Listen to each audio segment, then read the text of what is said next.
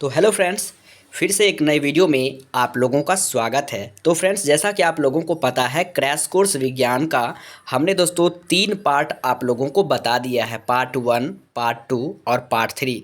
तीनों पार्ट में मैंने मोस्ट वीवीआई, ऑब्जेक्टिव और सब्जेक्टिव क्वेश्चन बताए हैं, जो कि आपके आने वाले एग्जाम में एक एक क्वेश्चन टकराने की गारंटी है दोस्तों।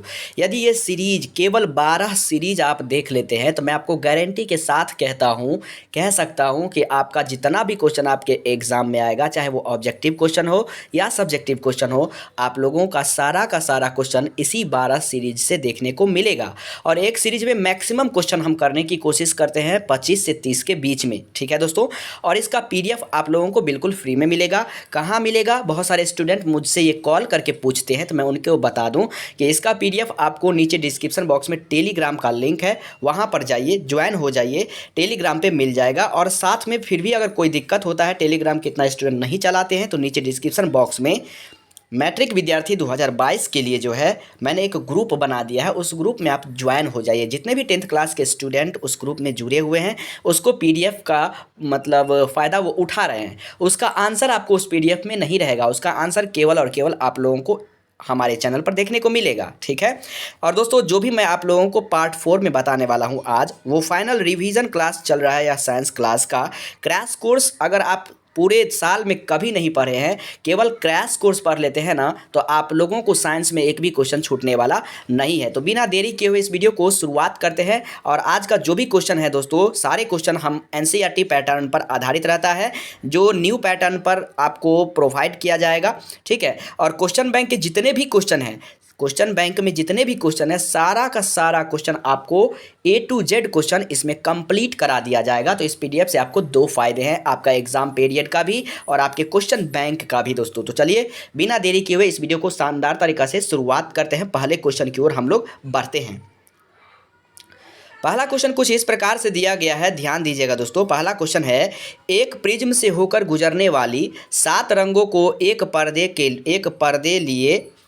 पर लिए जाएं तो रंगों के बैंड को क्या कहते हैं? यानी जो रंग का बैंड वहाँ पे उतर जाता है ना, उसको हम लोग जो कहते हैं वो क्या कहते हैं? तो दोस्तों, उसको स्पेक्ट्रम कहते हैं। एक प्रिज्म से होकर गुजरने वाली विभिन्न 7 रंगों में जो बट जाता है ना, और वह पर्दे पर जो रंग प्राप्त होता है, रंग का जो बैंड, जो पट्टी प्राप्त होता है, उस पट्टी को हम लोग स्पेक्ट्रम कहते हैं, ठीक है दोस्तों। उम्मीद करता हूँ आपको पहला क्वेश्चन बहुत ही शानदार तरीका से समझ में आ गया होगा।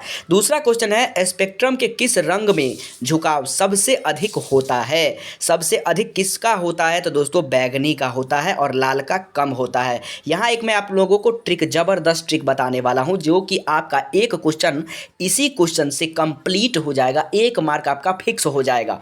समझिए ध्यान से, लाल और यहाँ पे दिया गया है आपका बैगनी। बैगनी और लाल में क्या अंतर है दोस्तों? अगर लाल के बारे में पूछा जाए, आपका रंग के बारे में लाल रंग दिया हो, और वहाँ पे आपको कुछ भी पूछा जाए, कुछ भी, ओवरऑल में कुछ भी चीज़ की चर्चा करो, ध्यान दीजिएगा, घबराइए नहीं, समझ में आएगा आपको। मेरी बातों को पहले सुन लीजिए। लाल रंग का तरंग दैर्घ्य जो होता है वो ज़्यादा होता है। किसका किसका? रिपीट करिए। लाल रंग का तरंग दैर्घ्य ज़्यादा होता है। बाकी कुछ भी पूछा जाए लाल रंग के बारे में तो कम याद रखिएगा। केवल लाल रंग में 2 चीज़ याद रखना है। लाल रंग में अगर अधिकतम के बारे में कुछ पूछा जा रहा है, अधिकतम के बारे में कुछ पूछा जा रहा है ना, लाल रंग के बारे में, तो वो केवल और केवल तरंग दैर्घ्य होगा। बाकी जितने भी चीज़ है लाल रंग में कम होता है, ठीक। इसका उल्टा जो है बैगनी में होता है, ठीक है। केवल और केवल आपको तरंग दैर्घ्य के बारे में अगर पूछा जाए तो वहाँ कम होगा बैगनी में। बाकी कुछ भी पूछा जाए तो वहाँ ज़्यादा होता है बैगनी के लिए। है ना इंपॉर्टेंट क्वेश्चन? बहुत ही इंपॉर्टेंट क्वेश्चन है। ध्यान से अगर नहीं समझे तो फिर इसको पीछे करके इस चीज़ को समझ लीजिएगा, और चाहे अगर ना समझ में आए तो कॉपी में नोट कर लीजिएगा। एक बार मैं आपको रिपीट कर देता हूं। लाल रंग का तरंग दैर्घ्य ज़्यादा और कुछ भी पूछे तो कम, लाल रंग में, ठीक है। और बैगनी रंग का तरंग दैर्घ्य कम, बाकी कुछ भी पूछे तो ज़्यादा होता है। जैसे यहाँ झुकाव के बारे में अधिक पूछा गया, किसके बारे में? तो बैगनी का होता है, ठीक है। उम्मीद करता हूँ आपको समझ में आया होगा। 3rd नंबर क्वेश्चन की ओर बढ़ते हैं। स्पेक्ट्रम के किस रंग में झुकाव सबसे कम होता है? देखिए, कम के बारे में पूछा ना तो लाल आ गया। लाल रंग में केवल और केवल तरंग दैर्घ्य अधिक होता है, बाकी कम कुछ भी पूछे तो लाल होगा, ठीक है दोस्तों। उम्मीद करता हूं आपको समझ में आया होगा। 4th नंबर क्वेश्चन है, अंतरिक्ष यात्रियों को आकाश का रंग कैसा दिखता है? बहुत ही सिंपल, काला दिखता है। अंतरिक्ष यात्रियों को आकाश का रंग काला दिखता है। इसका पीडीएफ आपको बिल्कुल फ्री में चाहिए तो नीचे डिस्क्रिप्शन बॉक्स में जाइए, टेलीग्राम का और व्हाट्सएप ग्रुप का लिंक है, उसको ज्वाइन कर लीजिए। पसंद आए तो इसे इतना ज़्यादा शेयर कर दीजिए ताकि जो भी स्टूडेंट घर बैठे शानदार तरीक़ा से तैयारी करना चाहते हैं तो वो कर सकते हैं। हमारी वीडियो जो है ना वह रोज़ाना रात के 9 बजे में आपको वीडियो मिल जाएगा, रोज़ाना का रोज़ाना। और बहुत जल्द मैं आप लोगों के लिए 2 वीडियो और प्रोवाइड करने वाला हूँ जो कि सुबह के 6 बजे आपको मिल जाएगा।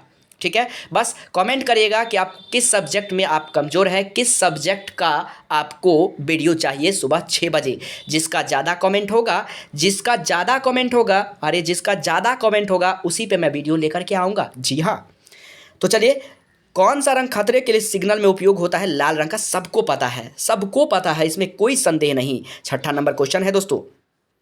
छठा नंबर क्वेश्चन कुछ इस प्रकार से है, खगोलीय दूरदर्शी में अंतिम प्रतिबिंब होता है।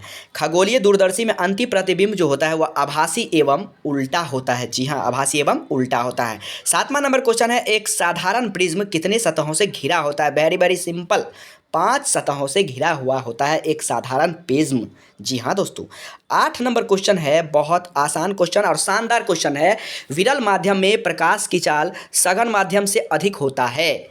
सघन माध्यम से ज़्यादा होता है प्रकाश की चाल विरल माध्यम में। विरल माध्यम बोले तो हवा में, और सघन माध्यम जैसे पानी हो गया, कांच हो गया, ये सब सघन माध्यम है दोस्तों। उम्मीद करता हूँ आपको समझ में आया होगा। बहुत मेहनत लगता है इस वीडियो को बनाने में, टाइपिंग करने में, सजाने में और समझाने में दोस्तों, तो बहुत आसान लगता है। इसलिए पसंद आए तो लाइक जरूर करना यार। ठीक है, बढ़ते हैं 9 नंबर क्वेश्चन की ओर। अबिंदुकता के उपचार के लिए कौन सा लेंस प्रयुक्त होता है? अब यह अबिंदुकता क्या है? तो दृष्टि दोष मुख्यतः 4 प्रकार के होते हैं, निकट दृष्टि दोष, दूर दृष्टि दोष, जरा दूरदर्शिता, और ये चौथा है अबिंदुकता, जो कि सारी किताब में नहीं दिए रहते हैं, कुछ कॉमन किताब में दिए हुए रहते हैं। तो अबिंदुकता के उपचार के लिए जो लेंस का उपयोग होता है वो होता है बेलनाकार लेंस का। ठीक है, किसका? बेलनाकार लेंस का। मैंने सारे सीरीज में पार्ट 1, पार्ट 2 और पार्ट 3 में, पार्ट 1, 2 और 3 सारे में मैंने दोस्तों मानव नेत्र का क्वेश्चन के बारे में बहुत ही डिटेल्स में डिस्कस किया है, और चौथा में भी मैंने डिस्कस किया है, क्योंकि मानव नेत्र से आपके एग्जाम में क्वेश्चन आना निश्चित है,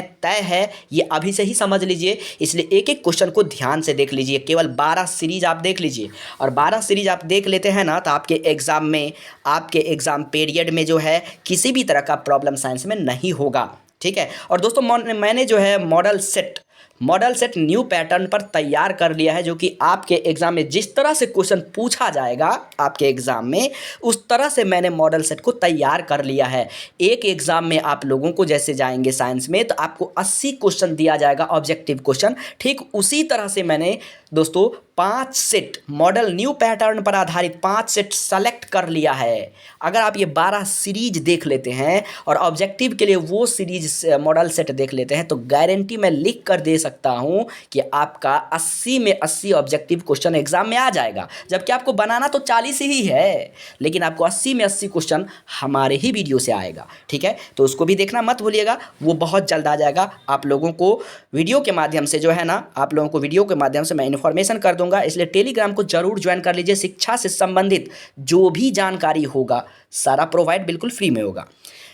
10वां नंबर क्वेश्चन है, मनुष्य की आंखें वस्तु का प्रतिबिंब बनाती है कहाँ पर? रेटिना पर। रेटिना कहाँ है रे? रेटिना पर। मतलब मनुष्य की आंखें वस्तु का जो प्रतिबिंब बनाती है ना, वह रेटिना पर बनाती है। 11 नंबर क्वेश्चन है, नेत्र गोलक का व्यास लगभग कितना सेंटीमीटर होता है? 2.3 सेंटीमीटर लगभग होता है। नेत्र गोलक का व्यास, मानव नेत्र जो है ना उसमें नेत्र गोलक का जो व्यास होता है, व्यास वह लगभग कितना सेंटीमीटर होता है? तो 2.3 सेंटीमीटर होता है। कितना? 2.3 सेंटीमीटर। बढ़ते हैं 12 नंबर क्वेश्चन की ओर। तेज प्रकाश में पुतली का आकार कैसा हो जाता है? जब तेज प्रकाश होता है ना तो पुतली का आकार एकदम छोटा हो जाता है दोस्तों, बिल्कुल छोटा हो जाता है। बढ़ते हैं 13 नंबर क्वेश्चन की ओर। सामान्य नेत्र के लिए अधिकतम दूरी की चर्चा किया जाए तो अनंत। अगर अधिकतम की जगह आपको न्यूनतम लिखा हो तब वहाँ पे आपका कितना? 25 सेंटीमीटर। कितना? 25 सेंटीमीटर। एक बार और दोहरा लीजिए, जब अधिकतम दूरी हो तो अनंत होगा, न्यूनतम दूरी हो तो 25 सेंटीमीटर होगा दोस्तों। बढ़ते हैं हम लोग 14 नंबर क्वेश्चन की ओर। 14 नंबर क्वेश्चन है, प्रकाश एक पतली झिल्ली से होकर नेत्र में प्रवेश करता है। यानी प्रकाश, सूर्य का प्रकाश हो या कोई भी प्रकाश हो, वह एक पतली झिल्ली से होकर नेत्र में यानी कि हमारी आंखों में प्रवेश करता है। इस झिल्ली को कॉर्निया कहते हैं। यानी कॉर्निया किसे कहते हैं? जब प्रकाश एक पतली झिल्ली से होकर नेत्र में घुस जाता है, नेत्र में प्रवेश कर जाता है, नेत्र में चला जाता है, इंटर कर जाता है, तब उसको क्या कहते हैं? तो कॉर्निया ही कहते हैं। बढ़ते हैं 15 नंबर क्वेश्चन की ओर। वास्तविक सूर्यास्त, आभासी सूर्यास्त के बीच लगभग कितने समय का अंतर होता है? यानी सूर्योदय और सूर्यास्त के बीच कितना समय लगता है, लगभग कितना का डिफरेंस रहता है? तो 2 मिनट का अंतराल रहता है। वास्तविक सूर्यास्त और आभासी सूर्यास्त के बीच लगभग 2 मिनट का अंतर रहता है। वेरी वेरी इंपॉर्टेंट क्वेश्चन है दोस्तों, और ऐसा मात्रक आपके एग्जाम में ना पूछे ऐसा हो ही नहीं सकता। 200% ऐसा मात्रक आपको पूछता है। विद्युत आवेश का ऐसा मात्रक क्या है? कूलॉम्ब होता है दोस्तों। आप जाएंगे यूट्यूब के सर्च में, लिखेंगे SI मात्रक class 10 science by Suraj sir, आपको पूरा का पूरा SI मात्रक मैंने एक ही वीडियो में बताया है, और उसी वीडियो से आपके SI मात्रक एग्ज़ाम जो है ना, एग्ज़ाम को हरा के रख देगा। जी हाँ दोस्तों, यानी कि एक क्वेश्चन SI मात्रक वाला आपके एग्ज़ाम में आया है और आएगा। बढ़ते हैं हम लोग 17 नंबर क्वेश्चन की ओर। 17 नंबर क्वेश्चन है, एमीटर का प्रयोग मापने के लिए किया जाता है विद्युत धारा का। एमीटर, जैसे ही एमीटर पूछे विद्युत धारा में लगाइए। एमीटर विद्युत धारा, रिपीट करिए एक बार और, एमीटर विद्युत धारा। एमीटर क्या होगा? विद्युत धारा होगा। दोस्तों कुछ टेक्निकल इशू, प्लीज़ वेट। तो हम लोग आ गए अपने जगह पे। एमीटर जैसे पूछे तो क्या होगा? विद्युत धारा होगा। क्या क्या आ जाता है? 18 नंबर क्वेश्चन है, वोल्ट मीटर का प्रयोग मापने के लिए किया जाता है विभवांतर। वोल्ट मीटर मतलब विभवांतर, ऐसे याद रखिए ना। वोल्ट मीटर का जो प्रयोग होता है मापने के लिए, वो विभवांतर मापने के लिए किया जाता है। वोल्ट मीटर का प्रयोग किसके लिए? विभवांतर के लिए। वोल्ट मीटर का प्रयोग किसके लिए? विभवांतर के लिए। जी हाँ। बढ़ते हैं 19 नंबर क्वेश्चन की ओर। 19 नंबर क्वेश्चन है, वोल्ट मीटर का विद्युत परिपथ में जोड़ा जाता है। कहाँ? तो समांतर क्रम में वोल्ट मीटर को कहाँ जोड़ा जाता है? तो समांतर क्रम में। वोल्ट मीटर को विद्युत परिपथ में कहाँ जोड़ा जाता है? तो समांतर क्रम में। और एमीटर को श्रेणी क्रम में। वोल्ट मीटर को समांतर क्रम में और एमीटर को श्रेणी क्रम में। जी हाँ दोस्तों। बढ़ते हैं हम लोग 20 नंबर क्वेश्चन की ओर। एमीटर को विद्युत परिपथ में जोड़ा जाता है श्रेणी क्रम में। मैंने समांतर क्रम और श्रेणी क्रम के बारे में भी एक खास वीडियो बनाई है, यूट्यूब के सर्च में जाना है, समांतर क्रम समूहन बाय सूरज सर लिखना है, मेरा वीडियो आ जाएगा, उसको जरूर देख लीजिएगा, क्योंकि यहाँ से क्वेश्चन आपके एग्जाम में 5 नंबर के भी पूछे जाते हैं, दीर्घ उत्तरीय प्रश्न भी पूछे जाते हैं और ऑप्शन भी तो पूछे ही जाते हैं। तो जरूर देख लीजिएगा दोनों वीडियो को दोस्तों, या फिर दोनों का लिंक मैं नीचे डिस्क्रिप्शन बॉक्स में दे दूंगा, वहाँ से भी आप जाकर देख सकते हैं। जी हाँ। बढ़ते हैं 21 नंबर क्वेश्चन की ओर। एक एमीटर और एक वोल्ट मीटर में किसका प्रतिरोध ज़्यादा होता है? एमीटर और वोल्ट मीटर में किसका प्रतिरोध जो हो ज़्यादा होता है? तो वोल्ट मीटर का प्रतिरोध ज़्यादा होता है। बढ़ते हैं 22 नंबर क्वेश्चन की ओर। विद्युत विभव का SI मात्रक वोल्ट होता है। बिना देरी के हुए बढ़ते हैं 23 नंबर क्वेश्चन की ओर। विद्युत का सबसे अच्छा चालक है चांदी, चांदी, चांदी, चांदी, चांदी। अब आप लोग कन्फ्यूज हो गए होंगे, 9th क्लास में भी आप पढ़े होंगे और क्लास 8 में भी दिया है इसका चर्चा। विद्युत का सबसे अच्छा चालक चांदी होता है। सबसे अच्छा चालक कौन होता है? चांदी होता है। 24 नंबर क्वेश्चन है, लघु पथन के समय परिपथ में विद्युत धारा का मान बहुत अधिक बढ़ जाता है। लघु पथन के समय विद्युत धारा का मान बहुत अधिक बढ़ जाता है। लघु पथन मतलब शॉर्टकट जो होता है दोस्तों, शॉर्टकट जो लग जाता है, सर्किट जिसको बोलते हैं, शॉर्ट सर्किट जो हो जाता है ना, उस समय बहुत अधिक विद्युत धारा का मान बढ़ जाता है लघु पथन के समय परिपथ में। ठीक है। बढ़ते हैं हम लोग 25 नंबर क्वेश्चन की ओर।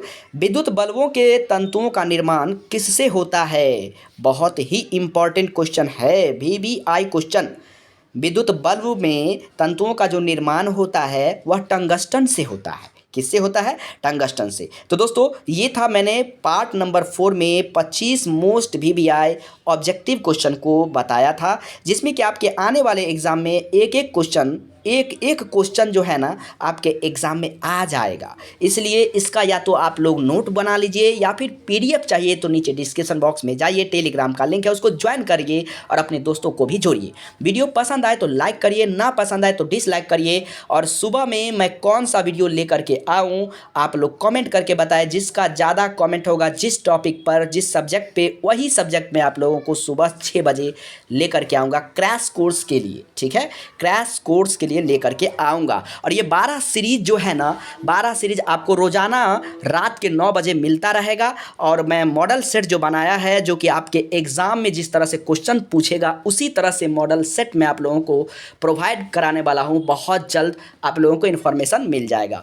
अगर आपको इसका पीडीएफ लेना है तो नीचे डिस्क्रिप्शन बॉक्स में जाना है और टेलीग्राम और व्हाट्सएप ग्रुप को ज्वाइन कर लेना है। और आप हमें इंस्टाग्राम आईडी पे भी फॉलो कर सकते हैं, क्योंकि वहाँ पे जो कम स्टूडेंट होता है वहाँ पे जो कमेंट करते हैं उसके कमेंट का जवाब बहुत जल्द मिलता है।